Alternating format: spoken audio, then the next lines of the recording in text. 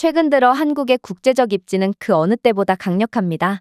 그리고 불과 10년 전과는 달리 한국을 선진국이 아니라고 생각하는 사람들은 단 한 명도 없어졌죠. 그도 그럴 것이 한국은 세계에서 가장 크고 선진화된 경제력을 갖고 있는데요.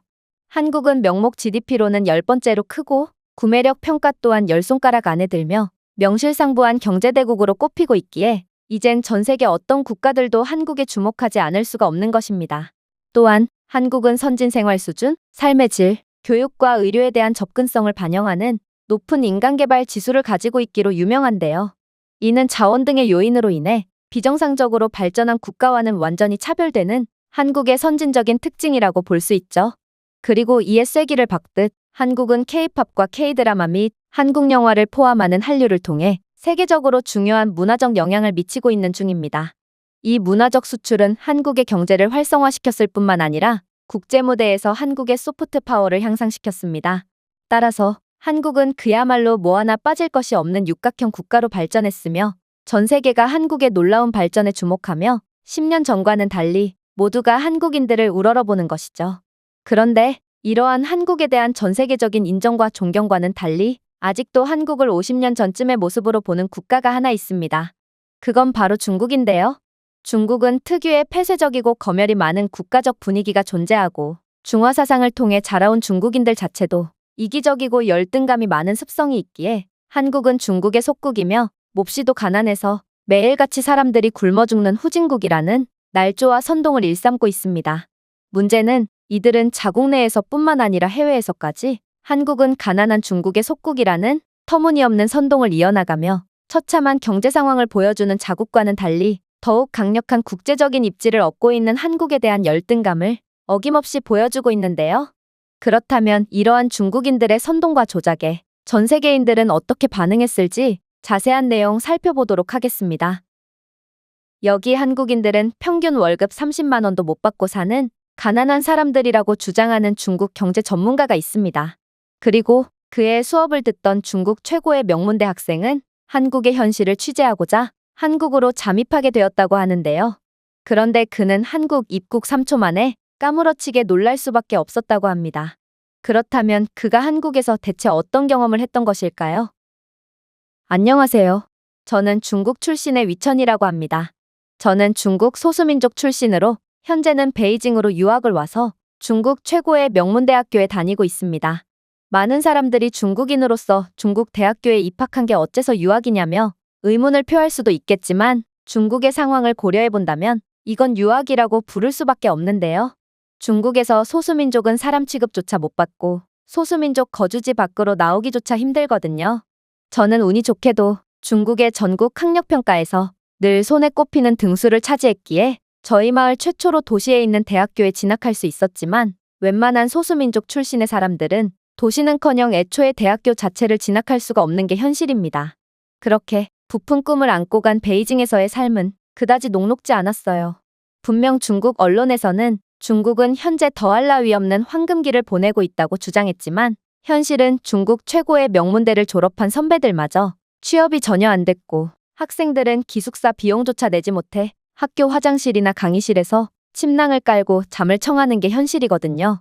저 또한 4인용 기숙사에서 12명이 뭉쳐서 꾸역꾸역 잠에 드는 열악한 생활을 하고 있지만 그래도 저는 운이 좋은 편이라고 볼 수 있죠. 그러다 저는 제 인생을 뒤흔드는 충격적인 수업 하나를 듣게 되었습니다. 바로 독일의 유명한 교수가 저희 학교로 초청 강연을 오게 된 것인데요. 이러한 소식에 많은 학생들이 세미나로 몰려들었고 세미나의 강연 순서는 중국인 교수의 연설 다음에 독일인 교수가 마무리하는 것으로 계획되었습니다. 그리고 중국 교수는 외국의 유명 교수 앞이라 그런지 약간은 허세가 가득한 연설을 하기 시작했어요. 현재 중국은 아시아 최고에서 세계 최고로 거듭났습니다. 그러나 최근에는 전 세계적인 경제 위기에 휘말려 약간의 문제가 생긴 상태죠. 그러나 여러분, 취업이 힘들면 농촌으로 가서 농사를 지으면 됩니다. 여러분들이 농사를 짓더라도 여러분은 자랑스러운 경제대국 중국인이고 많은 임금이 보장되기 때문이죠. 한국을 좀 보세요. 한국은 선진국인 척 허세를 부리고 있고 실제로 여러분들 중 몇몇은 한국이 잘 사는 국가라고 착각하는 경향이 있지만 한국은 이러한 세계적인 경제 위기를 극복하지 못했거든요. 한국에서는 대기업에 취직을 한다고 해도 중국의 농부들이 받는 임금에 비해서도 3분의 1도 못 받고 있고, 현재 모든 인프라가 붕괴되어 중국보다도 훨씬 더 극심한 일자리 문제가 야기되고 있습니다. 그리고 이렇듯 한국이 중국처럼 하지 못하고 위기에 속수무책으로 당하기만 하는 이유는 바로 이 나라는 근본이라는 게 없기 때문이죠. 여러분들도 아시다시피 중국은 세계에서 역사가 가장 긴 나라입니다. 인류의 기원 자체가 중국일 정도로 중국은 세계의 중심이자 그야말로 지구의 역사 그 자체죠. 하지만 한국은 역사랄 게 없는 신생국일 뿐입니다. 그래서 중국의 음식이나 의복, 그리고 문화 등을 베껴가며 자신들의 거신형 행세를 하기도 하죠. 이런 점은 근본과 역사가 없는 국가들의 전형적인 특징이라는 것입니다.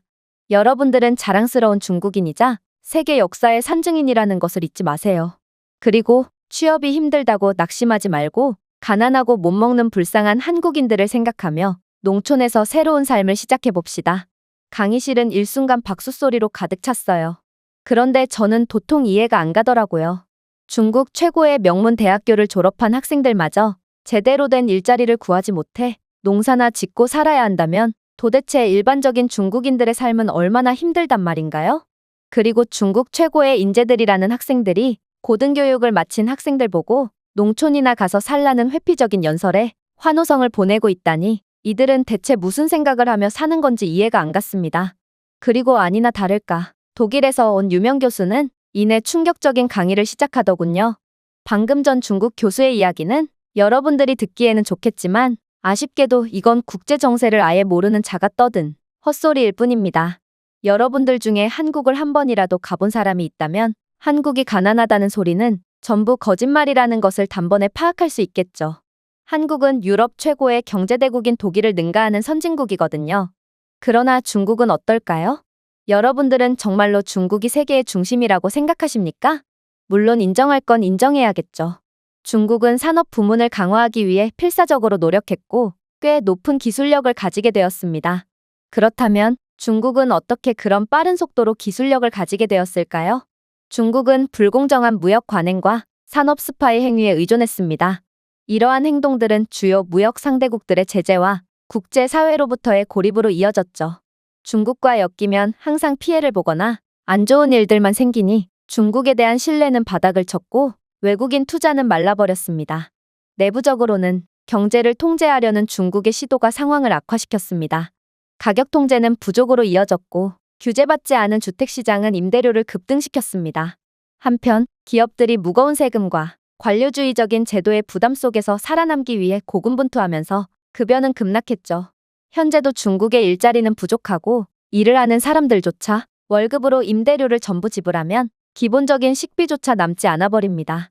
그래서 현재 많은 중국인들은 생계를 유지하기 위해 여러 직업에서 일하거나 불법적인 활동을 하고 있습니다. 북적거리는 대도시였던 베이징이 절망의 풍경으로 변해버린 것을 보면 모르겠습니까? 고층 건물들은 이전 거주자들이 막대한 임대료를 감당할 수 없어 전부 나가면서 반쯤 비어 있습니다. 그리고 공공공원과 고가도로 아래에는 집을 잃은 사람들로 가득 찬 텐트 도시들이 생겨났죠. 이런 현실은 여러분들이 가장 잘 알지 않나요? 이곳 대학교가 중국 최고의 명문대학교라는 것을 부정하는 사람은 없습니다. 그러나 중국 최고의 엘리트라고 여겨지는 여러분들의 모습을 보세요. 기숙사비가 없어서 학교 주차장에 텐트촌을 설치해서 이곳에서 먹고 자는 학생들, 그리고 식비가 없어서 학교 급식실 쓰레기통을 뒤져서 음식물 쓰레기 더미에서 나온 찌꺼기로 연명을 하고 있는 학생들, 심지어 도둑질을 부업으로 삼아 기숙사의 물건들을 훔쳐서 작물시장에 내놓고 있는 게 여러분들의 현실인 것입니다. 심지어 제가 지난 겨울에 이곳 대학교에 초청되어 왔을 때 학교는 수도 공급이 끊겨서 학생들은 눈을 녹여서 식수로 받아먹고 있더군요.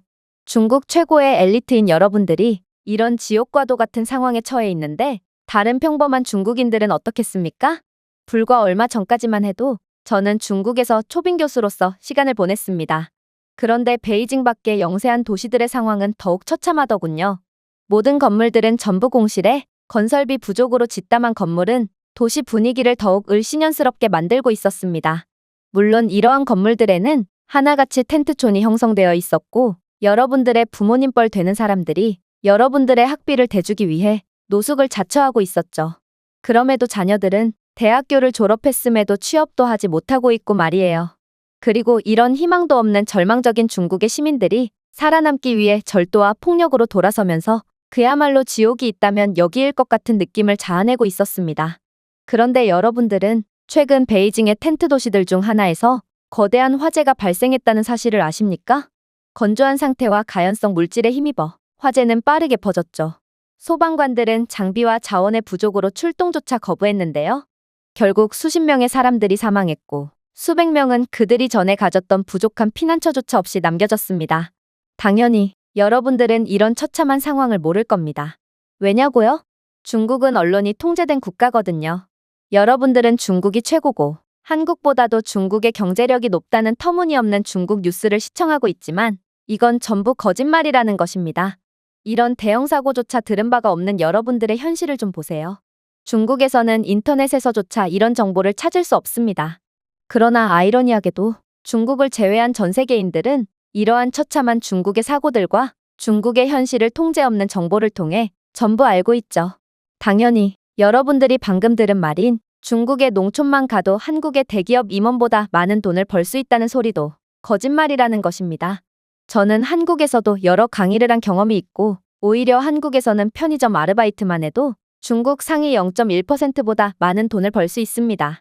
전 세계적인 경제 위기로 모든 사람들이 힘든 건 사실이지만 한국은 이를 세계에서 가장 우수하게 극복해냈다면 중국은 이러한 위기에 대응조차 못한 채 점점 침몰해가고 있는 것이죠. 여러분들이 언론 통제와 중국의 선전용 정보에 정신이 팔린다면 여러분들의 삶도 거기서 끝이라는 것을 항상 기억해 두시기 바랍니다. 독일 명문대 교수의 강연은 제게 큰 울림을 주었습니다. 저는 그동안 중국의 가난한 현실에 의문을 표하면서도 그저 다른 나라, 특히 한국보다는 상황이 낫겠거니 하며 그러한 처참한 현실을 버텨내 왔거든요. 그런데 만약 그동안의 중국 언론들이나 교수들의 가르침이 전부 거짓말이었다면 이런 모순과 의문점이 전부 풀리는 상황이었습니다. 하지만 다른 중국 학생들은 저와는 전혀 다른 반응을 보였습니다. 이들은 의자와 책까지 집어던지며 거짓말을 하지 말고 당장 꺼지라며 욕설을 퍼부어댔거든요.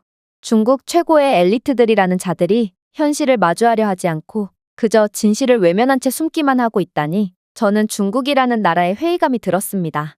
어차피 저는 중국인이 아닌 소수민족이라는 정체성이 더욱 강했기에 더더욱 반감이 들었죠. 그렇게 저는 그날로 진실을 마주하기 위해 학교에 휴학계를 냈습니다. 어차피 몇 년 동안 공부해서 힘들게 취직을 한다고 해도 중소기업에 입사하면 평균 40만 원, 대기업에 가면 80만 원을 버는 삶은 분명 정상적이라고 볼 수 없었기에 저는 아무런 미련이 없었어요. 저는 그동안 공부를 하면서도 틈틈이 아르바이트를 해서 모은 돈 전부를 투자해 한국행 비행기 티켓을 구매했습니다. 제가 2년 동안 열심히 모은 돈이 한국에 한 번 가는데 전부 사용되다니 저는 뭔가 허무함을 느끼면서도 분명 이런 중국의 가난한 현실이 정상일 리는 없다는 확신이 들었습니다. 그렇게 저는 한국으로 떠났습니다. 그리고 인천국제공항에서 비행기에서 내린 저는 즉시 깜짝 놀랄 수밖에 없었죠. 중국에서 듣던 가난한 한국은 대체 어디 갔는지 한국 공항은 수많은 외국인 관광객들로 붐볐고 현대적이고 효율적이었거든요. 기반시설은 최첨단이었고 이건 제가 방금 전에 이용했던 중국 공항의 시설과는 극명한 차이였습니다. 또한 중국에는 외국인 관광객을 거의 볼 수 없어서 그런지 공항 내에 한국인보다 외국인이 더 많은 한국의 모습은 이 나라가 전 세계로부터 인정받고 매력을 끌고 있는 나라임을 보여주는 듯했습니다. 그렇게 저는 친절하고 체계적인 일처리를 자랑하는 한국인 직원 덕분에 입국 심사를 부드럽게 통과했습니다. 그런데 저는 곧 또다시 충격적인 장면을 목격하게 되었습니다.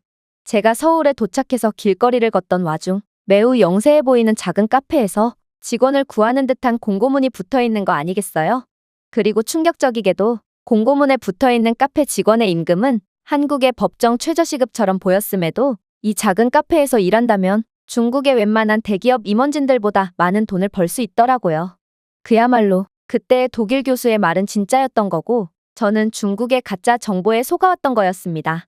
저는 한국에서는 겉보기에는 아무것도 아닌 것처럼 보이는 이러한 평범한 직업을 가져도 기본적인 의식주를 풍족히 누리고 살 수 있다는 것을 알고 감탄할 수밖에 없었습니다. 중국에서는 대기업 직원들조차 임대료를 감당하지 못해서 낮에는 회사에서 일하고 밤에는 텐트촌에서 양복 차림으로 노숙을 하는 게 일반적이었다면 한국은 상황이 완전히 달랐던 것입니다. 물론 서울의 다른 곳들도 놀라운 건 마찬가지였어요.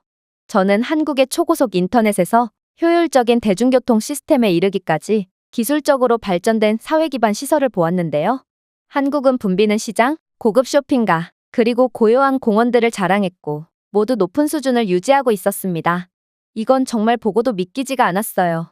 한국에는 이처럼 여러 고급 고층 빌딩들과 환상적으로 깨끗한 길거리, 공원이 즐비해 있었지만 빌딩에는 공실 하나 없었고 공원이나 거리에는 노숙자나 무허가 텐트조차 하나도 없었거든요.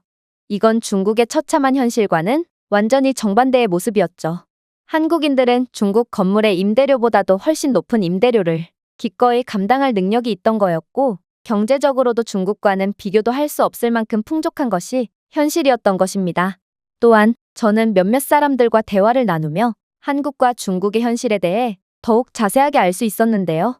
한국에서 일하는 많은 소상공인들, 심지어 수익이 가장 낮은 직종에 있는 사람들도 중국에서의 상위 1% 이상을 벌고 있었습니다. 저는 우연히 중국 출신의 아주머니 한 분을 만났는데 그녀는 한국에서 수제 공예품을 만드는 단순 노동을 하고 있었는데도 중국의 대기업 회사원보다도 많은 돈을 벌고 있었어요. 한국 기준으로는 소박하지만 그녀의 수입은 적어도 중국에서 가장 부유한 사람들 중 한 명으로 만들었습니다. 저는 이 작은 나라가 어떻게 이런 놀라운 저력을 보여주고 있는 건지 너무나도 궁금해졌습니다. 전 세계적인 경제 불황의 상황이지만 오직 한국만은 그러한 불황을 비켜간 것 같은 느낌마저 자아내고 있었거든요. 그리고 한국을 자세하게 들여다볼수록 이 나라는 경이로운 것들 투성이라는 사실을 알 수 있었습니다. 일단 한국은 경제가 튼튼하고 다양했습니다. 기술, 제조업, 엔터테인먼트 및 서비스와 같은 산업이 번성하여 광범위한 고용 기회를 제공했습니다. 이 나라는 삼성과 현대와 같은 세계적인 대기업들의 고향이었고 스타트업들은 각 부처들에 의해 격려와 지원을 받고 있었죠. 세계 경제 침체 기간에도 한국은 신중한 재정 정책과 혁신에 대한 강력한 강조로 인해 비교적 안정적인 경제를 유지하고 있었습니다. 저는 한국에서 중소기업과 신생기업들이 어떻게 번창했는지 직접 목격했습니다. 한국의 여러 부처는 기업가 정신의 환경을 조성하면서 보조금, 융자, 인큐베이터 프로그램을 통해 지원을 제공했습니다. 대조적으로 중국의 경제는 연구와 개발에 대한 투자가 부족하고 구식 산업에 의존하면서 침체의 직격탄을 맞을 수밖에 없던 거였죠.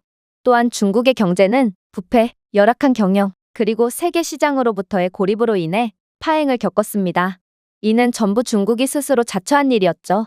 물론 억압적이고 구시대적인 정책들은 중국에서 새로운 기업이 성장하는데 엄청난 장애물로 작용하고 있었습니다. 그 결과 일자리는 부족했고 가능한 일자리는 종종 저임금일 뿐더러 불안정했죠. 당연히 한국의 상상치도 못했던 모습은 여기서 끝이 아니었습니다. 한국의 사회 기반 시설은 세계에서 가장 발전된 것 중 하나였거든요. 초고속 인터넷은 누구나 접근할 수 있었는데 이 나라는 세계에서 가장 빠른 인터넷 속도를 가진 나라 중 하나이며 5G 네트워크는 이미 전국적으로 출시되고 있습니다. 또한 대중교통 시스템은 효율적이었고 어디에서나 이용할 수 있었죠. 예를 들어 서울의 지하철 시스템은 공학적이고 깨끗하고 안전하고 믿을 수 없을 정도로 효율적이었습니다. 심지어 한국의 모든 대중교통 네트워크는 포괄적일 뿐만 아니라 기술적으로도 발전되어 비접촉식 결제 시스템과 실시간 추적 앱이 출퇴근을 한치의 시간 낭비 없이 할 수 있도록 도와주고 있었습니다. 도로는 즉각적으로 정비되었고 전기차 충전소의 확산은 더 친환경적인 미래를 향한 한국의 의지를 보여주었죠. 그러나 이런 사회 기반 시설 부분에서도 중국은 한국의 털끝만큼도 따라오지 못하고 있었죠. 중국의 도로는 잘 정비되지 않은 경우가 많은데 포트홀로 가득 찬 도로는 몇 년이 지나도 보수되지 않고 있는 게 중국의 현실입니다. 또한 중국의 도로는 제멋대로 설계되었기 때문에 교통체증은 너무나도 일상적인데요. 한번 막혔다 하면 10여 분, 수십 분 동안 정체되는 경우가 흔했기에 아예 운전석에서 잠을 청하는 사람들이 많았고 이들을 깨우기 위해 발생하는 자동차 경적 소음은 엄청난 스트레스를 유발하고 있습니다. 또한 중국은 엄청난 디지털 인프라를 가졌다는 편견을 가진 사람들이 많지만 현실은 중국에서 대중교통 결제는 제한적으로만 디지털 기술이 사용되고 있고 대부분 현금이나 번거로운 티켓 시스템을 통해 처리되고 있습니다. 베이징의 경우 상황이 조금은 나았지만 역시나 대부분의 중국의 영세 도시에서는 아직도 원시적인 시스템을 사용하는 게 현실이죠. 또한 중국은 악명 높은 구식 대중교통 체계를 가지고 있고 수도는 중심 지역만을 포함하는 단일 지하철 노선을 가지고 있을 뿐인데요. 결국 일선 도시가 아닌 많은 지역들은 서비스가 턱없이 부족했습니다. 가장 심각한 점은 중국은 인터넷이나 최신 기기에 접근하지 못하는 등 기술적인 차이가 극명했다는 것입니다. 인터넷 속도는 느리고 비쌌고 많은 시골 지역은 신뢰할 수 있는 인터넷이 전혀 없었습니다. 또한 중국 정부는 통신에 대한 엄격한 통제를 유지했기에 광범위한 검열과 제한된 디지털 자유로 이어졌죠. 이러한 한국과 중국의 현격한 차이 때문일까요? 한국인들의 삶의 질은 제가 상상치도 못한 수준이었습니다. 공공공간은 깨끗하고 안전했으며 모든 사람이 이용할 수 있는 수많은 문화 및 레크리에이션 활동이 있었죠.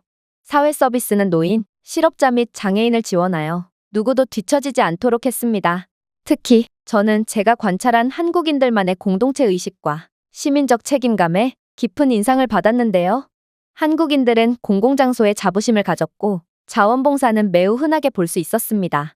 길거리에서 쓰레기를 줍는 사람들이나 위험한 도로에서 아이들을 위해 교통정리를 하는 사람들 등 중국에서 이러한 사람들은 당연히 돈을 받고 일하는 사람들이며 무급으로 봉사를 하는 사람은 절대로 없지만 한국에서는 이런 사회의 영웅들을 곳곳에서 쉽게 찾아볼 수 있었습니다. 이게 한국과 중국의 현실인 것이죠. 중국에서는 사회봉사가 전무했고 공공장소는 방치되었으며 공동체 정신은 매일의 생존을 위한 투쟁과 인간에 대한 만연한 불신에 잠식되었거든요.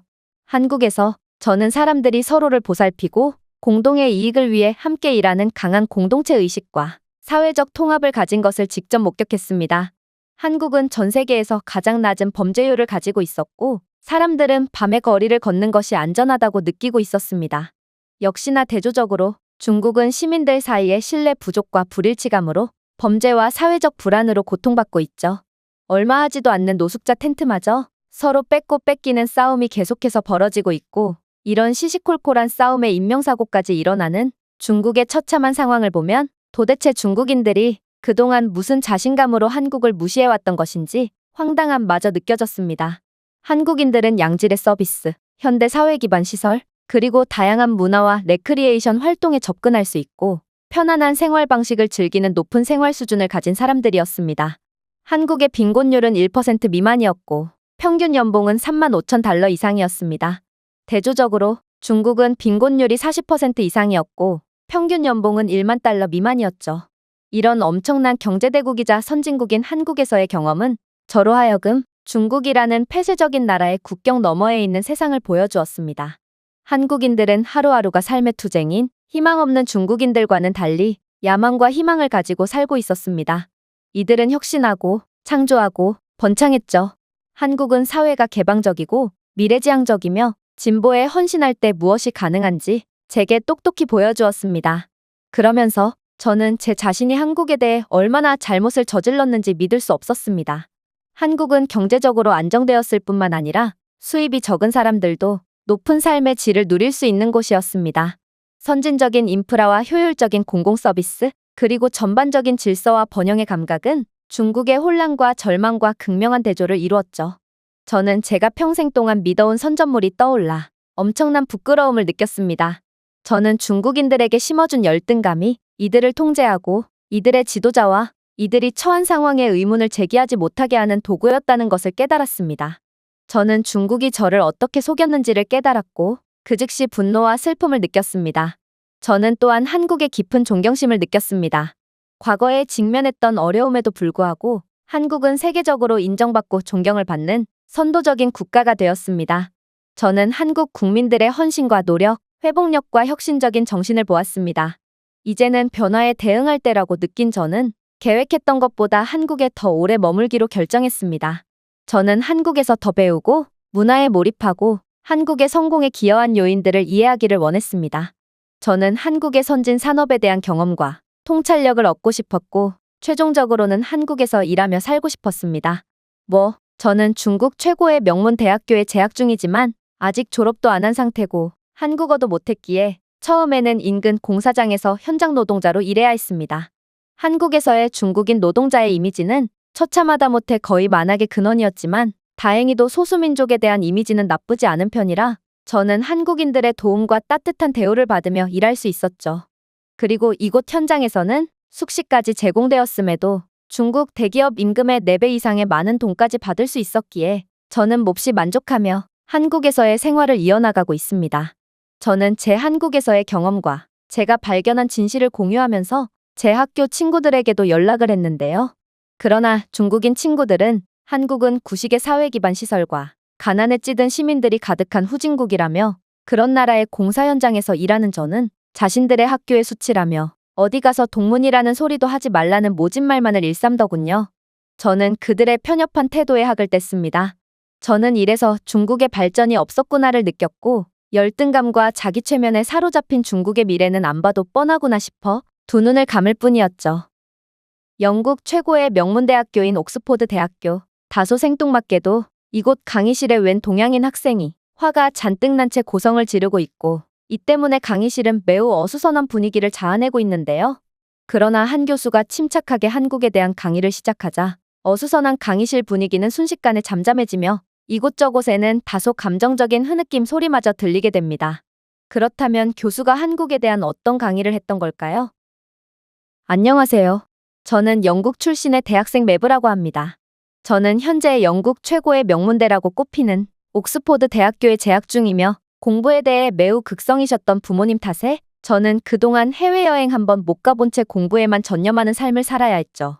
그러다 저는 한국이라는 마치 하늘에서 뚝 떨어진 것 같은 국가를 알게 되었는데요. 저는 그동안 매우 제한적인 삶을 살아와서 그런지 인지도가 높은 유럽 선진국들이나 미국 정도만 알았고 아시아 국가에 대해서는 일본 정도밖에 몰랐거든요. 그런데 몇 년 전부터 영국의 한국이라는 나라의 문화가 엄청난 유행을 끌게 되었고 저 또한 그러한 한류의 소용돌이 안에 빨려 들어가면서 이 나라가 대체 어디서 튀어나온 건지 궁금해지게 되었습니다. 이렇게나 경제적으로 부유하고 문화적으로 윤택한 나라임에도 어떻게 저는 그동안 한국에 대해 전혀 모르고 있었을 수가 있단 말인지 저는 제 짧은 식견에 대해 부끄러움마저 느꼈죠. 그리고 이러한 제 부끄러움은 한국으로의 생애 첫 해외여행으로 이어졌습니다. 분명 제가 어렸을 때까지만 해도 한국이라는 나라 자체를 모르는 사람이 태반이었는데 이 나라가 대체 어떻게 이토록 빠르게 선진국으로 도약할 수 있었던 건지 그 이유가 궁금해졌거든요. 그리고 저는 한국에 도착하자마자 큰 충격을 받을 수밖에 없었습니다. 왜냐하면 한국은 마치 지구가 아닌 완전히 다른 행성에 존재하는 것처럼 모든 부분에서 생각지도 못한 모습을 보여주고 있었거든요. 한국에서는 한계 따위는 존재하지 않는다는 듯 한국은 늦은 밤이나 새벽까지도 도시가 살아있다는 점도 매우 인상 깊었지만 무엇보다도 놀라웠던 건 그러한 늦은 새벽임에도 범죄 걱정이 전혀 없었다는 것입니다. 이 나라는 그야말로 24시간 동안 발전 중이었고 저는 이러한 한국의 효율적인 모습에 깜짝 놀랄 수밖에 없었습니다. 물론 한국인들은 한국어를 전혀 할 수가 없어서 낯선 타지에서 어린아이가 되어버리고만 저를 절대로 가만두지 않았고 저는 무수히 많은 친절한 한국인들의 도움 덕분에 완벽한 해외여행을 마칠 수 있기도 했죠. 그리고 그렇게 만족스러운 한국 여행을 마침과 동시에 제게 한국에 대해 더욱 공부해볼 아주 좋은 기회가 찾아오게 됩니다.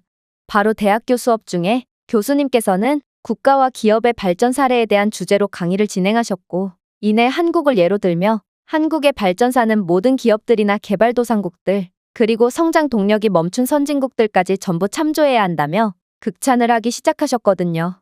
여러분들은 한국이라는 나라를 언제 처음 알게 되었습니까? 한국을 진작부터 알고 계셨던 학생들도 있겠지만 많은 학생들이 전염병 전후로 급성장한 한국 문화에 흥미를 느끼고 이때부터 한국을 좋아하게 된 경우가 많을 겁니다. 그렇다면 도대체 한국이라는 나라는 어떤 나라길래 이토록 빠르게 치고 올라와서 단숨에 선진국이자 경제대국의 반열에 오를 수 있었던 걸까요? 이건 매우 간단합니다. 바로 한국이 선진국으로 빠르게 부상한 것은 매우 효율적이고 편리한 문화를 채택했기 때문이죠. 실용성과 효율성에 대한 이 초점은 한국 생활의 다양한 측면에 스며들어 한국의 빠른 발전을 이끌었습니다. 일단 한국의 편의점만 봐도 이들이 어떻게 이런 대성공을 거두었는지 알 수 있습니다.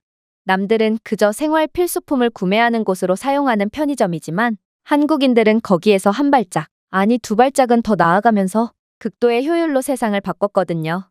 실제로 한국의 편의점은 광범위한 제품 및 서비스를 제공함에도 24시간 동안 이용할 수 있습니다. 또한 매장들은 전략적으로 위치해 있는데요. 대부분 어느 주거 지역에서나 도보로 몇 분 이내에 있으며 식료품에서 청구서, 지불 서비스까지 모든 것을 제공합니다. 그리고 한국 편의점은 단순히 상품을 판매하는 것 외에도 현금 자동 입출금기 이용, 택배, 그리고 심지어 식사를 위한 좌석 공간을 포함한 다양한 서비스를 제공하죠. 이러한 다채로운 서비스는 작은 공간의 유용성을 극대화하고 일상생활에 막대한 편리함을 더하고 있습니다. 단일 매장 내에 여러 서비스를 통합하는 것은 한국이 공간과 기술을 혁신적으로 사용하고 있다는 증거라고 볼 수 있고, 한국은 편의점 시스템 하나만으로 도시 전체의 효율성을 극대화한 것입니다. 별거 아닌 것 같은데 왜 이렇게 호들갑이냐고요? 그렇다면 영국을 한번 생각해 봅시다. 편의점 한번 가려면 수십 분은 이동해야 하고, 그마저도 해가 지면 치안상의 이유로 편의점 문을 전부 닫아버리니 이에 따른 불편함 때문에 영국에서는 해가 지면 말 그대로 아무것도 할 수가 없습니다. 하지만 한국인들은 집 앞 3분 거리에 있는 4-4개의 편의점에서 얼마든지 필요한 물건을 구매할 수 있고, 심지어 영국에서는 한 달 이상이 소요되는 택배 서비스를 한국에서는 집 앞 편의점에서 1분 만에 처리할 수도 있죠. 이러한 한국만의 놀라운 아이디어는 자연스레 시간을 더욱 효율적으로 사용하도록 이끌어 주었고, 남들보다 24시간을 더욱 밀도 있게 사용한 한국이 빠르게 발전하는 것은 어쩌면 예정된 수순이었던 것이죠. 사실 이러한 다기능 모델을 구현하려면 소비자의 습관과 규제에 대한 상당한 변화가 필요합니다. 예를 들어 소매점 내 ATM과 같은 금융 서비스를 통합하려면 복잡한 규제 승인과 은행과의 파트너십이 수반되는 경우가 많죠. 그러나 한국은 끊임없이 혁신을 시도했고 결국 성공해냈습니다.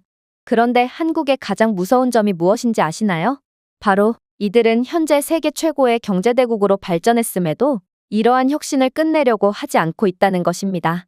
저는 이번 휴가 때 한국에 놀러 가게 되었고, 우연히 박사과정을 함께 밟았던 한국인 친구 집에서 머물게 되었습니다.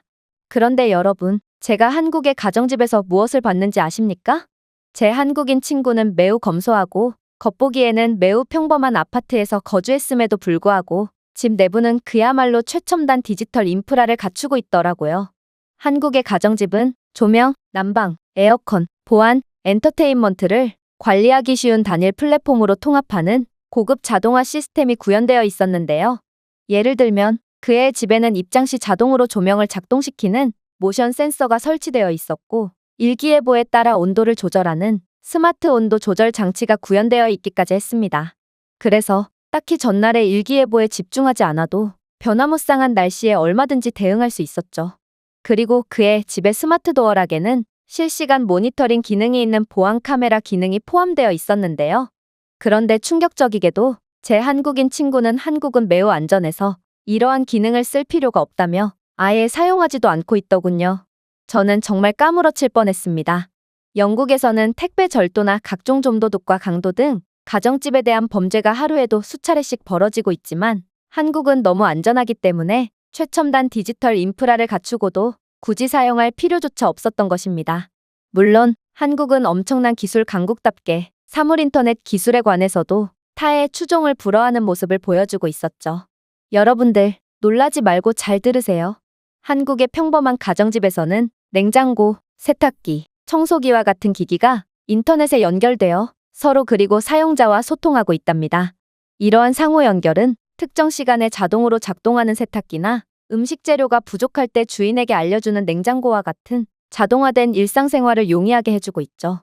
유럽에서 가장 경제적으로 부유하다는 영국에서는 수십 년은 된 고물 세탁기와 냉장고를 사용하고 있고, 가전제품이 작동하지 않을 때는 주먹으로 때려가며 신체적으로 의사소통을 했다면 한국인들은 냉장고를 그저 음식을 신선하게 유지하는 역할로 사용하고 있을 뿐만 아니라 냉장고가 직접 조리법을 제공하고 유통기한을 추적하는 등 그야말로 22세기에서나 볼 법한 장면을 연출하고 있는 것이죠. 한국인들은 끊임없는 혁신을 통해 극한으로 효율적인 삶을 살고 있었고, 이들은 이렇게 일상생활에서 아낀 에너지와 시간을 자신들이 정말로 사용해야 하는 곳에 사용함으로써 이 나라를 더욱 발전시키고 있었습니다. 한국의 혁신적이고 미래지향적인 접근 방식을 통한 성공은 우리에게 많은 것들을 시사하고 있습니다. 이러한 효율성의 추구는 실용적이고 편리한 해결책에 대한 헌신이 국가를 전례 없는 수준의 발전으로 이끌 수 있다는 것을 보여주면서 한국이 세계 무대에서 두각을 나타낼 수 있도록 했습니다. 이러한 한국의 우수성은 새로운 것들을 시작하려는 모두가 본받아야 할 것이며, 특히나 성장 동력이 멈춰버린 영국은 즉시 한국의 효율적인 시스템을 배워야 합니다. 저는 이러한 한국의 저력에 정말 깜짝 놀라고 말았습니다. 어디선가 갑자기 툭 튀어나온 것처럼 느껴졌던 한국은 나름의 자랑스러운 발전사를 가진 선진국이었거든요. 그런데 모두가 교수님의 말씀에 동의한다는 듯 고개를 끄덕일 때 오직 한 사람만은 잔뜩 얼굴을 찌푸린 채 고개를 가로젓더군요. 그건 바로 평소에도 한국에 대한 음습한 헛소문을 퍼뜨리며 비하하는 중국인 학생이었는데요. 그는 학생들이 한국에 감탄하는 것이 마음에 안 들었는지 그 즉시 벌떡 일어나더니 이내 충격적인 주장을 해오기 시작했습니다. 교수님의 말씀은 완전히 잘못되었습니다. 일단 한국은 가난한 후진국일 뿐더러 이들이 선진국인 척을 하기 위해 만들어 놓은 보여주기식 가짜 인프라 또한 전부 중국을 그대로 따라한 거거든요. 일단 한국 편의점에서 잡다한 업무를 할 수 있게끔 해놓은 것부터 중국을 따라한 건데, 중국은 예로부터 전통찻집이나 상점에서 상품뿐만 아니라 사교 및 사업 수행을 위한 장소를 제공하면서 다양한 커뮤니티의 역할을 했거든요. 한국은 중국과 역사를 공유하는 사실상 속국이라고 봐도 무방한 국가이며, 이들은 중국으로부터 모든 것들을 베껴서 자신들이 직접 개발한 것처럼 행세를 하고 있습니다. 물론 한국 가정집의 각종 최첨단 시스템도 마찬가지입니다. 한국은 이러한 스마트 시스템을 구현할 만한 기술력이 없기 때문에 기술력이 좋은 중국 회사들에 전적으로 의존하고 있거든요. 샤오미와 같은 중국 회사들은 저렴한 스마트홈 기기를 개발하는데 선도적인 모습을 보이고 있고, 한국인들의 대다수는 기술력이 좋은데 저렴하기까지 한 중국 제품에 완전히 빠져 있는 게 현실이죠. 그럼에도 일반적인 한국인들은 너무 가난해서 스마트홈은커녕 집조차 없어서 대부분의 사람들이 길거리에서 아무렇지 않게 노숙을 하고 있고, 길거리에는 아사자들이 속출해서 이런 시체들을 전문적으로 치우는 직업까지 존재하는 참담한 상황이 벌어져 있는 게 현실이지만 말이에요. 중국인의 터무니없는 주장에 저는 기도 안 차서 그저 실소를 터뜨릴 뿐이었습니다. 이건 한국에 직접 가본 입장으로서는 정말 말도 안 되는 이야기였거든요. 또한 한국의 위상은 이미 높아질 대로 높아졌는지 강의실 내에 있는 학생들 중에 중국인의 말을 고지곳대로 믿는 사람은 아무도 없어 보였습니다. 그리고 교수님은 이런 냉소적인 반응을 중국인에게 직접 보여주려는지 1분여간 말을 멈추고 가만히 있었고, 이내 충격적인 말까지 이어나가기 시작했습니다. 자, 중국 학생의 말을 들은 다른 사람들의 반응을 잘 살펴봤나요? 여기에 있는 그 누구도 학생의 말을 믿지 않고 있습니다. 그리고 중국인들의 한국에 대한 열등감에서 비롯된 그러한 거짓말은 이제 아무에게도 통하지 않을 겁니다. 한국은 이미 선진국으로서의 지위를 공고히 한 상태고, 중국은 잘 쳐봐야 중진국인 개발도상국일 뿐이라는 것을 전 세계가 알게 되었거든요. 사실 저는 왜 전 세계에서 오직 중국인들만 한국에 대한 터무니없는 주장을 하며 열등감을 내비치는지 그 이유를 알고 있습니다. 저는 중국에서 교수 생활을 했었고, 조작되고 왜곡된 중국 언론이나 각종 매체에서는 한국에 대한 조작된 모습만을 보도하고 있었거든요. 그러나 이러한 조작된 영상의 원본은 전부 중국에서 촬영된 거 아십니까? 학생이 본 가난한 모습들은 전부 한국이 아닌 중국의 일상적인 도시 모습이라는 것입니다. 실제로 제가 직접 본 중국에서는 웬만한 가정집에서는 냉장고조차 없어서 겨울에는 창틀에 음식을 밧줄로 매달아서 음식을 보관하고, 여름에는 서늘한 동굴이나 지하실에 음식을 보관하는 처참한 모습을 보여주고 있더군요. 이런 가난한 중국에서는 대형 냉장고를 이용한 사업까지 성행하고 있었는데, 대형 냉장고를 가진 사람이 일정량의 돈을 받고 냉장고가 없는 사람들의 음식을 대신 보관해주고 있었죠. 이런 가난한 중국에서 스마트홈 인프라 기술이 발전될 리가 있을까요? 냉장고조차 없는 사람들이 스마트 냉장고를 구매할 거라고 기대하는 사람들은 아무도 없는 것과 같은 이치란 말입니다. 또한 중국에서는 세탁기조차 전혀 찾아볼 수가 없죠. 심지어 경제적으로 대위기를 맞고 있는 중국은 부실공사 문제가 몹시 심해서 수도공사가 안 되어 있어 물 자체가 안 나오는 집들도 상당히 많습니다. 따라서 세탁기도 물도 사용할 수 없는 중국에서는 근처 냇가에서 빨래를 하는 모습을 매우 흔하게 찾아볼 수 있죠. 지금은 21세기임에도 말입니다. 물론 이런 식의 원시적인 빨래를 하는 중국인들은 강이 얼면 빨래를 할 수 없으니 겨울에는 세탁조차 안 한 채 똑같은 옷을 몇 개월이나 입습니다. 그런데 이렇듯 기본적인 경제 수준조차 갖추지 못한 중국이 어떻게 삼성이나 LG 등의 세계적으로 인정받는 가전제품을 만드는 회사들을 가진 한국인들을 만족시킬 수가 있단 말인가요? 오히려 샤오미 같은 중국 기업들은 기술력이 좋은 한국이나 미국 회사에 산업 스파이를 보내 기술을 빼오는 부도덕한 기업으로 중국이 자체적으로 개발한 기술은 거의 전무하고, 오히려 중국이야말로 한국에서 불법적으로 빼온 기술이 없다면 거의 석기시대쯤에 생활을 했을 것이 분명합니다. 즉, 한국이 중국을 따라하는 게 아닌 중국이 한국을 따라하는 거란 말입니다. 중국은 한국 편의점의 편리한 시스템을 보고 국가 차원에서 그대로 따라하려고 했지만, 중국인들은 편의점 내에 택배를 훔쳐간다든지 ATM기를 털어간다든지 하는 범죄를 하도 일삼아서 이러한 시도가 전면 물거품이 된 점을 보면 시민의식이 형편없는 중국인들은 아무리 한국인이 되고 싶어봤자 절대로 될 수 없을 것이 분명하죠. 교수님의 매우 현실적이고 논리적인 말씀에 중국 학생은 눈에 눈물까지 맺히며 매우 원통하다는 듯한 모습을 보였는데요. 그리고 이내 이성을 잃은 듯한 반응을 보이기 시작했습니다. 한국은 틀림없이 중국의 속국입니다. 중국 회사가 없으면 한국이라는 나라 자체가 안 돌아가거든요. 교수님이 한국에서 본 인프라들은 전부 중국이 만들어준 것과 다름없는데요. 한국의 인프라는 중국인 노동자, 중국 기업의 기술, 중국인 전문가의 자문이 들어간 그야말로 중국에서 시작해서 중국으로 끝났거든요. 그리고 이렇듯 중국이 기술적으로 경제적으로 후진적인 한국을 도와주는 건 그저 이들이 중국의 속국이기 때문에 동정심에 따른 이유뿐입니다. 그런데 어떻게 이런 대국 중국이 속국을 따라 할 수가 있겠습니까? 아무래도 교수님은 식견이 매우 짧으신 분 같군요. 하지만 교수님은 중국인이 잔뜩 흥분을 하든 말든 눈 하나 깜짝 안 하셨습니다. 그리고 이내 깜짝 놀랄 만한 대답을 이어가셨죠. 저는 그러한 전혀 근거도 없는 수준 낮은 발언에 대한 답변은 하지 않겠습니다. 중국의 기술력이 들어간 전자제품이나 건물들은 전부 터지고 붕괴되고 있는데, 이런 나라가 어떻게 세계 최고의 기술 강국에게 조언과 자문을 해줄 수가 있겠습니까? 대신 중국이 왜 한국을 절대로 이길 수 없는지, 그리고 한국을 따라하고 싶어도 절대로 따라할 수가 없는지에 대한 명확한 이유를 밝혀드리죠.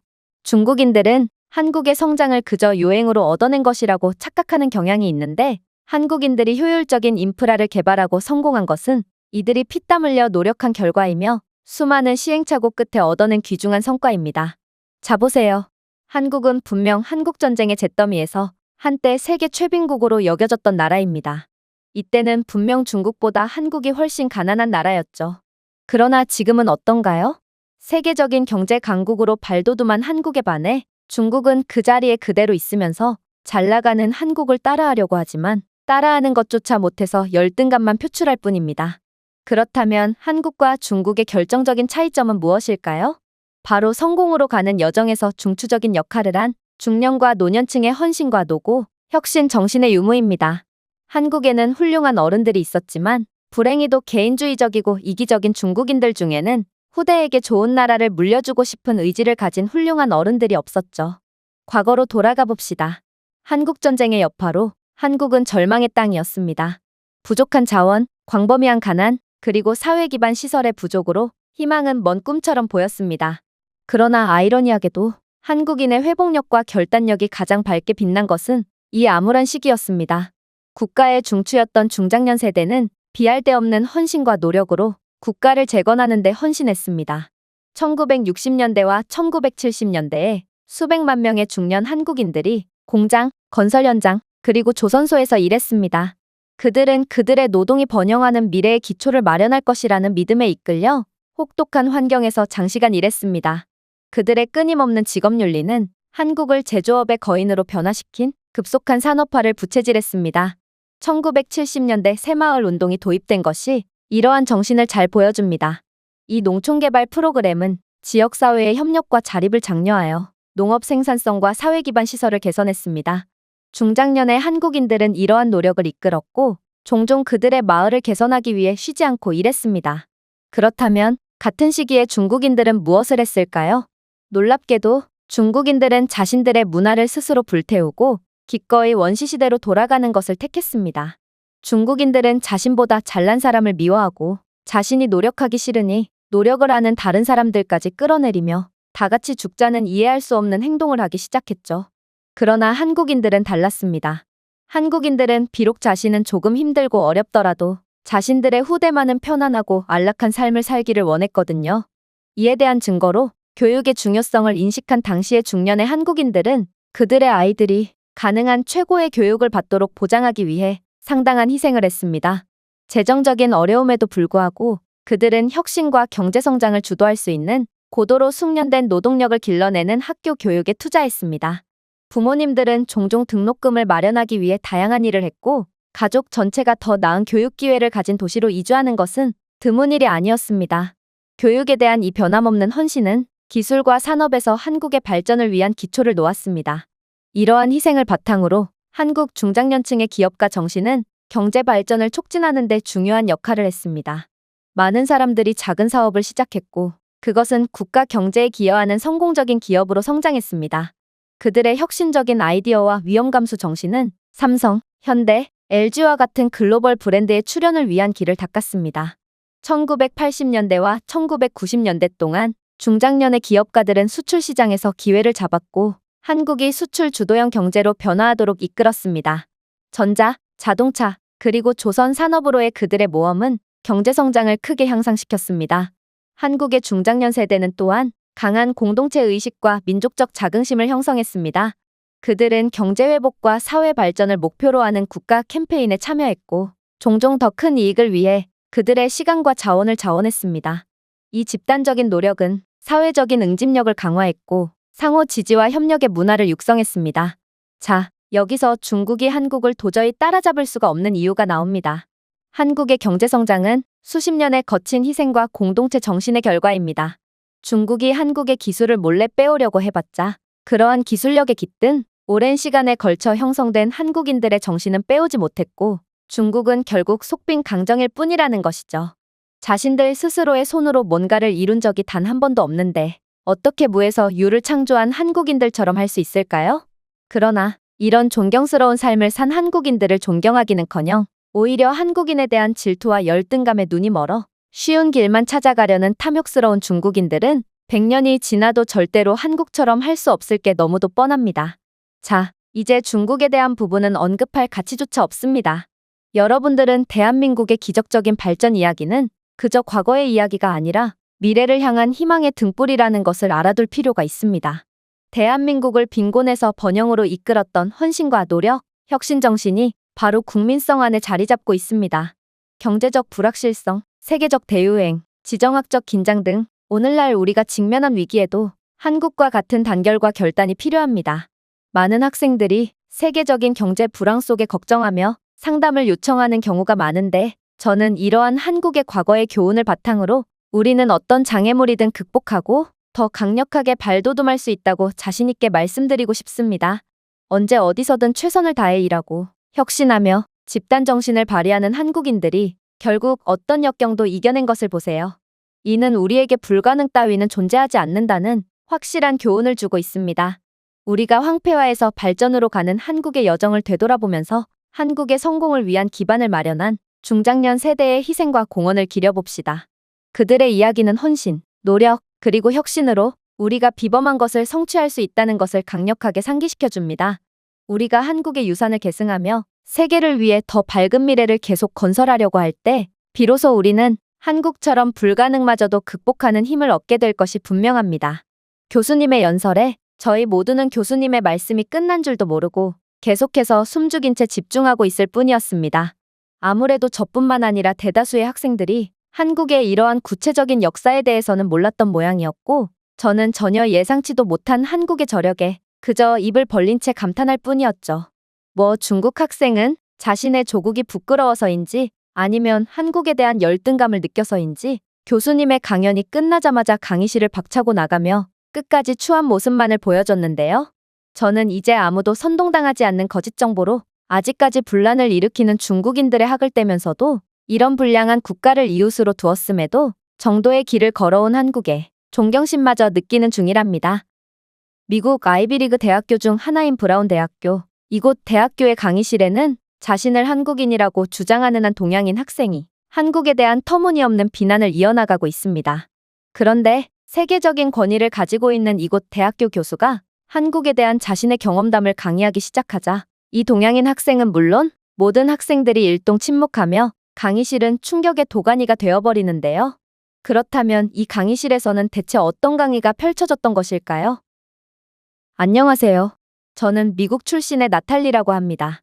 현재 브라운 대학교에 재학 중인 저는 전 세계에서 온 인재들과 함께 지식을 탐구하고 있다는 점에 대해 매우 만족하며 학교 생활을 하고 있는데요. 그런데 최근에는 수업 중에 정말 충격적인 경험을 하게 되었습니다. 바로 자신이 경험한 미국의 각 도시에 대한 장점과 단점, 그리고 개선점을 제시하는 매우 생산적인 토론을 하는 시간을 가지던 와중 웬 동양인 학생이 뜬금없이 미국이 아닌 한국을 걸고 넘어졌거든요. 글쎄요, 저는 미국에 대한 이야기가 아닌 한국에 대해 이야기해볼까 합니다. 일단 저는 한국인으로 한국에서 거의 평생을 살아온 입장에서 이 나라에 대해 더욱 객관적인 시선으로 바라볼 수 있죠. 일단 한국의 장점은 없습니다. 이 나라는 그야말로 거품이 잔뜩 낀 나라로 대외적인 이미지와는 달리 선진적인 면모가 하나도 없는 후진국과 다름이 없거든요. 일단 알려진 것과는 달리 한국의 치안은 형편없으며 부패가 만연해 있습니다. 가난한 한국에서는 길거리 텐트촌이 형성되어 있으며 돈이 없어 며칠 동안 굶은 한국인들은 돈이 많은 외국인 관광객들만 보면 일체의 고민 없이 범죄를 시도하죠. 실제로 한국의 범죄율은 아시아 최고 수준입니다. 이러한 부분은 중국과는 매우 대조적이라고 볼 수 있습니다.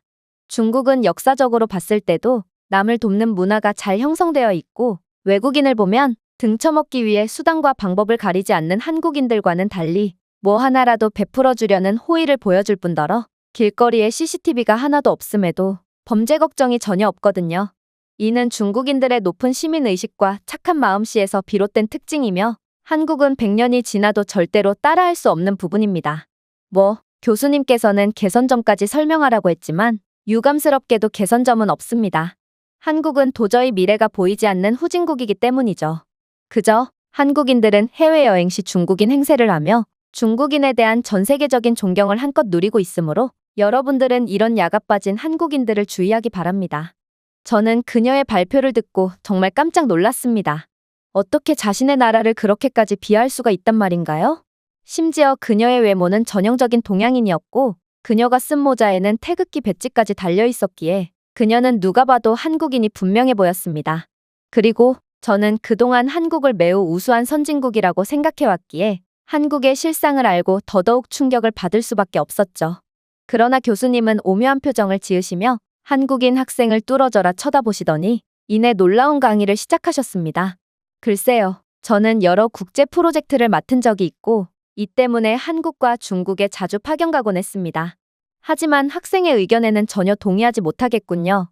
학생이 한국에 대한 건설적인 비판을 제시했다면 하나의 의견으로 인정하고 존중했겠지만 학생은 지금 일방적인 비난과 허위사실을 유포하고 있고 저는 이제부터 논란과 오해의 소지가 있는 학생의 말을 바로잡겠습니다. 자, 학생은 한국의 범죄율은 세계적인 수준이라고 언급했습니다. 그러나 객관적인 통계에 따르면 한국은 세계에서 가장 범죄율이 낮은 매우 안전한 국가죠. 그런데 정말 놀라운 점은 무엇인지 아십니까? 바로 한국은 알려진 것과는 달리 CCTV가 거의 없음에도 이런 놀라운 치안을 유지하고 있다는 것입니다. 저는 사회학 수업에서 이러한 한국만의 놀라운 특징에 대해 집중적으로 연구하고 강의했을 정도로 이건 전 세계에서 유례없는 특별한 부분이죠. 그렇다면 한국은 왜 CCTV 없이도 놀라운 치안을 유지할 수 있는 걸까요? 그에 대한 무수한 이유 중 하나로 한국은 공동체 의식과 상호 책임감이 깊게 자리 잡고 있다는 것을 이유로 들 수 있겠습니다. 한국은 일상생활에서도 타인에 대한 존중, 조화, 집단적 안녕과 같은 전통적인 가치가 중요한 역할을 하거든요. 이러한 문화적 통합은 범죄 행위를 억제하고 사람들이 서로를 돌보는 지원적인 환경을 조성하죠. 실제로 저는 한국에서 이들의 훌륭한 문화를 직접 경험하기도 했습니다. 한국의 도시 지역에서는 혼자 있는 아이들을 위해 아무 사이도 아닌 옆집의 어른들이 식사를 챙겨준다거나 하는 놀라운 호의를 베풀어주고 도시 지역에서 벗어난 교외 지역에서는 집에 문을 잠그지 않고 생활하는 사람들도 많죠. 놀랍게도 한국인들은 다른 국가들에서는 상상할 수도 없는 이러한 대담한 행동을 함에도 아무도 무방비에 집을 털거나 공격하려고 하지 않고 덕분에 이러한 한국만이 보여줄 수 있는 놀라운 문화는 계속해서 유지되고 있습니다. 그렇다면 중국은 어떨까요?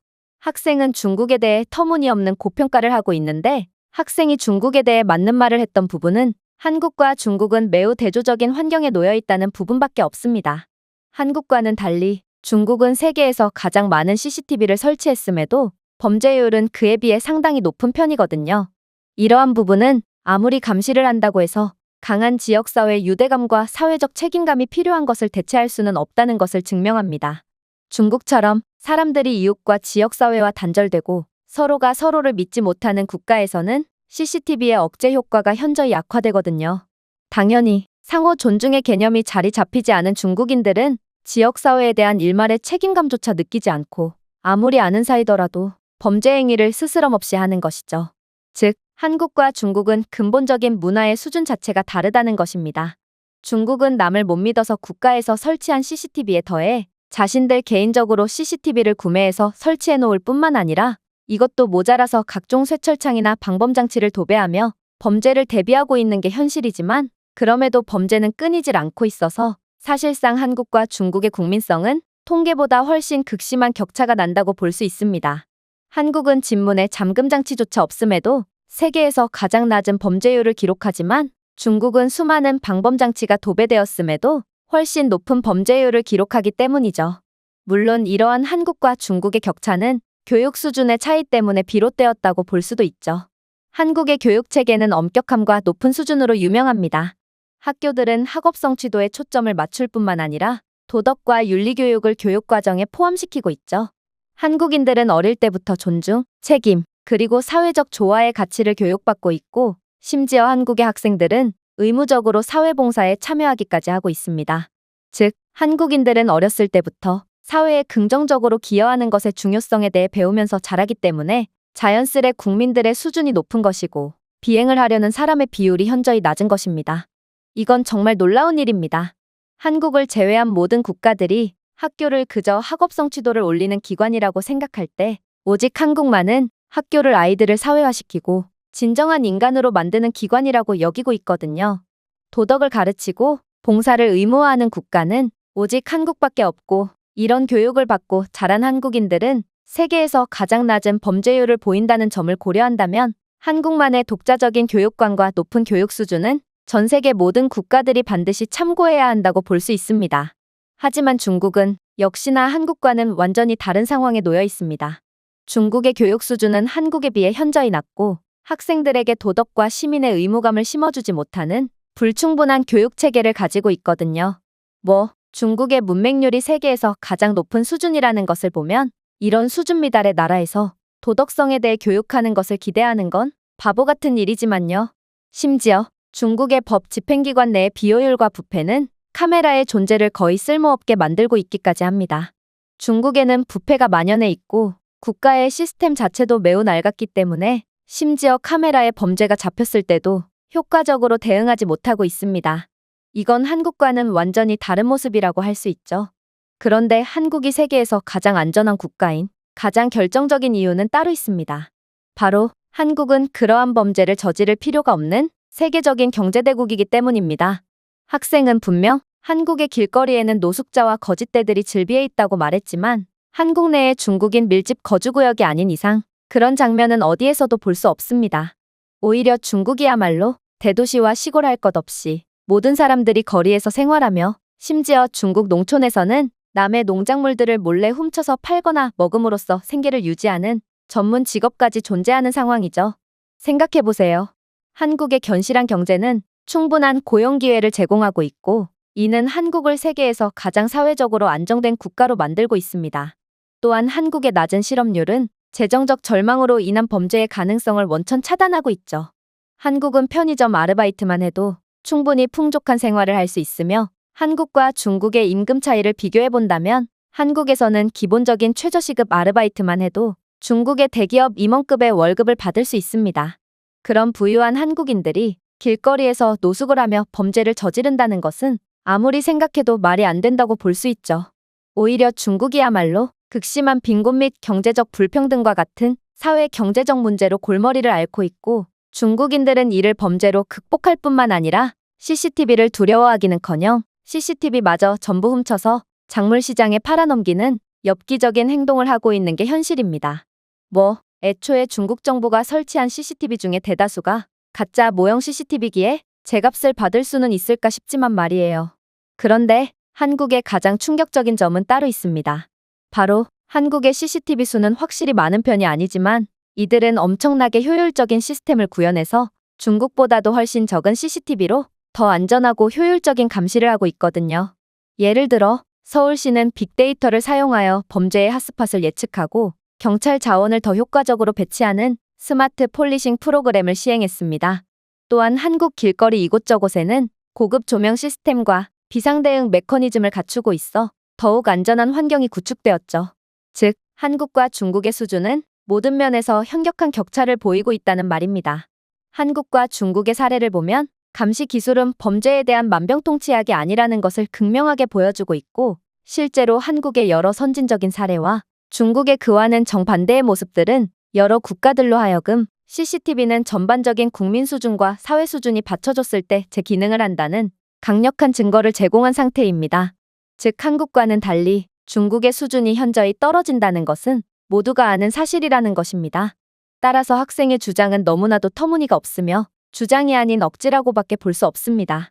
그리고 제 경험상 한국인들은 몹시 수준이 높기 때문에 자국을 욕하지도 않을 뿐더러 남의 국가를 비하하는 일도 전혀 없죠. 학생은 정말 한국인이 맞는 건가요? 그러자 한국인 학생은 분노로 인해 일그러진 표정을 애써 감추려는 듯 억지 미소를 지으며 반박을 시작했습니다. 물론이에요. 저는 한국인이 맞습니다. 모자에 한국 배지도 달았고 얼굴도 완전히 한국인이잖아요.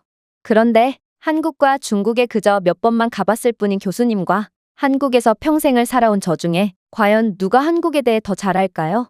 교수님은 한국에 대해 이상한 환상을 가지고 계신 것 같습니다.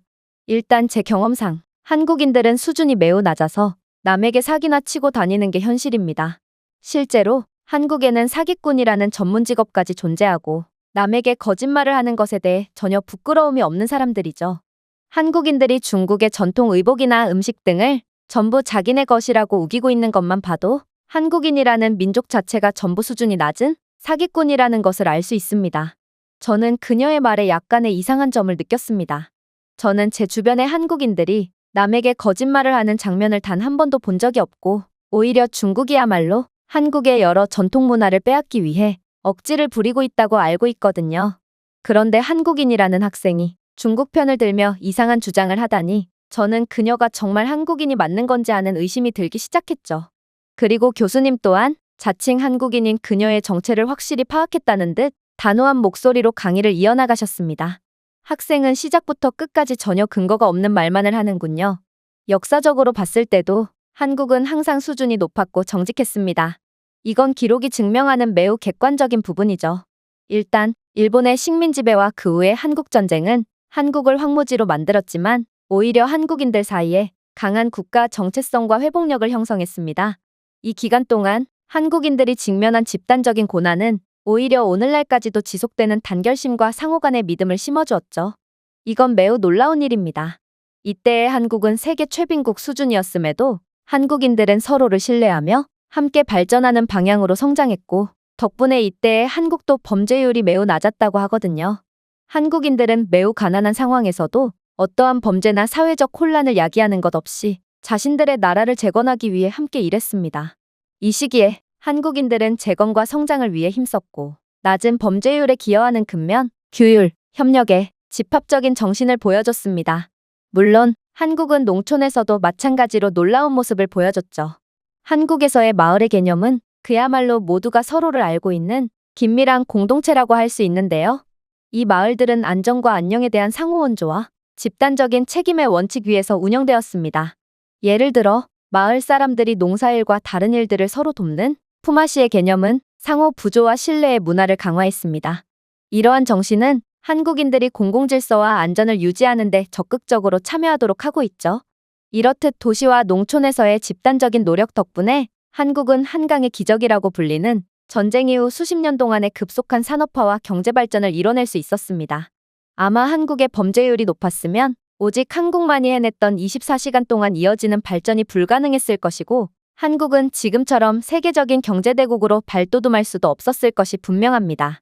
즉, 지금의 한국의 강력하고 부유한 면모가 바로 이들의 시민의식과 도덕성이 타고났다는 증거라고 할 수 있는 것입니다. 그렇다면 학생이 그렇게나 치켜 세우고 있는 중국은 어떨까요? 제가 출장을 갔을 때마다 모든 도시에서 예외 없이 겪었던 일화를 이야기해보죠. 중국은 공항에서부터 충격적인 모습을 보여줬습니다.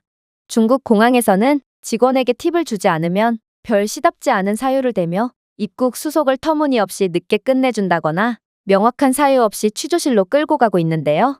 한 나라의 얼굴이라고 불리는 공항에서부터 이런 수준 낮은 모습만을 보이는 중국은 그 한계가 너무도 명확하다고 볼 수 있습니다.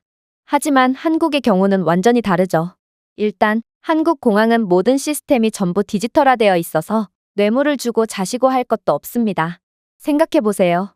기계에게 돈을 줘봤자 대체 무엇을 기대할 수 있겠어요? 한국은 이미 입국 수속 과정부터 모든 시스템을 디지털화 해놓았을 뿐더러 공항 내 청소 로봇과 짐꾼 로봇, 그리고 비서 로봇 등 모든 것을 기계화, 첨단화해 놓은 상태입니다. 이런 한국의 우수한 면모야말로 기술 강국 한국의 얼굴이라고 할 수 있죠. 자, 이제 공항에서 나와 택시를 타야 할 때가 왔습니다. 놀랍게도 한국은 택시마저 중국과는 차원이 다릅니다. 한국인들은 기본적으로 남을 배려하는 것이 습관처럼 되어 있거든요.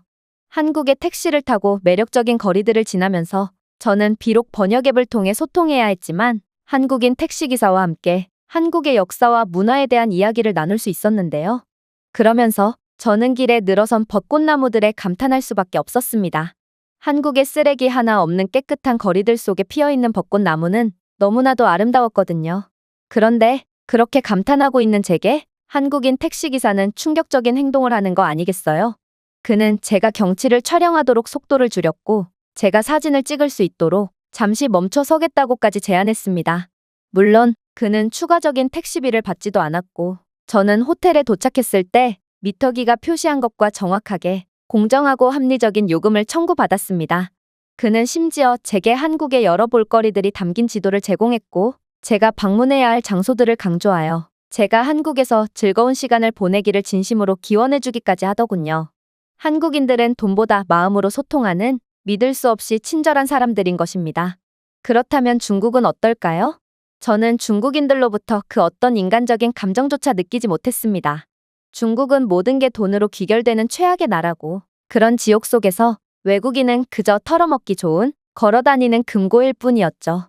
처음에 중국인 택시기사 또한 자신이 좋은 관광지를 알고 있다고 주장하며 열정적으로 번역기를 사용하더군요. 그러나 그의 사람 좋은 미소와는 달리 미터기는 비정상적으로 빠르게 작동했죠.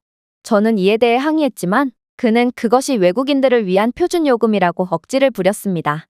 결국 그는 제게 현지인 요금의 5배나 되는 요금을 청구했지만 중국 경찰은 대놓고 뇌물을 요구하며 돈을 주지 않으면 사건 접수조차 안 받아주겠다며 으름장을 놓더군요. 그 외에도 중국에서는 호텔에서도 사기, 관광지에서 고용한 가이드도 전부 사기를 치려고 했고 저는 나중에서야 중국에서는 사기꾼이라는 전문적인 직업이 존재한다는 사실을 알았고 90% 이상의 중국인들은 자신의 직업 외에도 사기꾼이라는 직업을 겸하고 있다는 것을 인지했습니다. 그리고 중국에서는 서비스를 제공하려는 사람도 사기꾼, 받는 쪽도 사기꾼이기 때문에 이들끼리는 서로가 서로에게 사기를 쳐대기에 어떤 쪽도 이익을 가져가지 못하지만 애꿎은 외국인들만 손해를 보고 있다는 것을 파악했습니다. 그렇게 저는 몇 번의 중국 방문 동안 항상 사기를 치려는 무리들을 만나야 했고 중국인이라는 민족의 학을 떼며 이 나라는 절대로 미래가 없을 것임을 확신했습니다. 하지만 한국은 전혀 달랐습니다. 일단 한국에서는 사기는커녕 가이드조차 돈을 주고 고용할 필요가 없죠. 한국인들은 모두가 영어를 유창하게 구사하고 어디에서든 기꺼이 도움을 줄 준비가 된 착한 사람들을 만날 수 있거든요. 배가 고프면 그저 거리 한복판에서 인상을 찌푸리고 있으면 됩니다. 그러면 한국인들이 다가와 좋은 식당을 추천해주고 그 식당에서는 무한정 제공되는 반찬과 푸짐한 메인 요리를 내오며 완벽한 서비스를 제공해주죠. 중국에서는 식당을 추천해주는 무리들은 전부 식당 측으로부터 리베이트를 받으려는 사기꾼들이지만 한국은 완벽한 선진국답게 사람들에게서는 늘 여유 있는 모습이 보이고 경제대국에서 부족함 없이 살고 있는 한국인들은 돈 몇 푼 때문에 외국인을 등쳐먹는 경우도 전혀 찾아볼 수가 없습니다. 이건 물질적인 빈곤뿐만 아니라 마음마저 빈곤한 중국인들과는 완전히 다른 모습이라는 것이죠.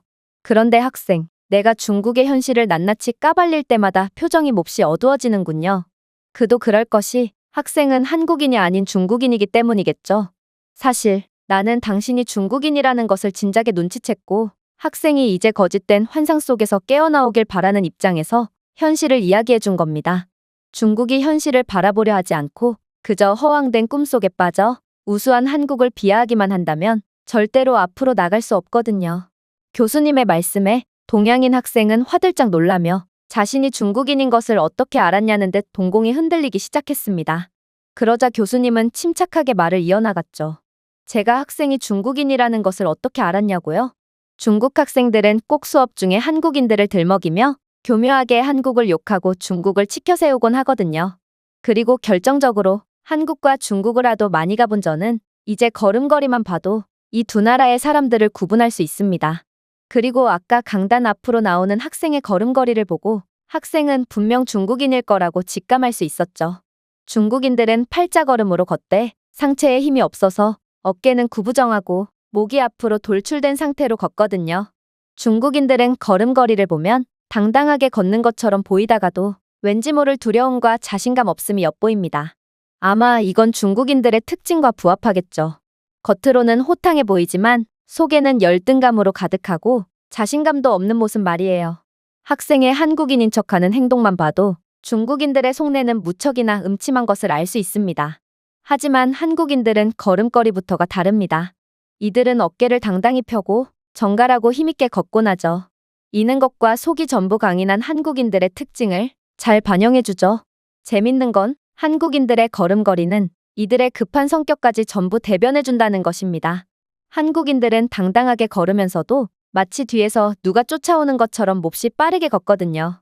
그래서 한국인들은 해외 어디에서나 쉽게 파악할 수 있습니다.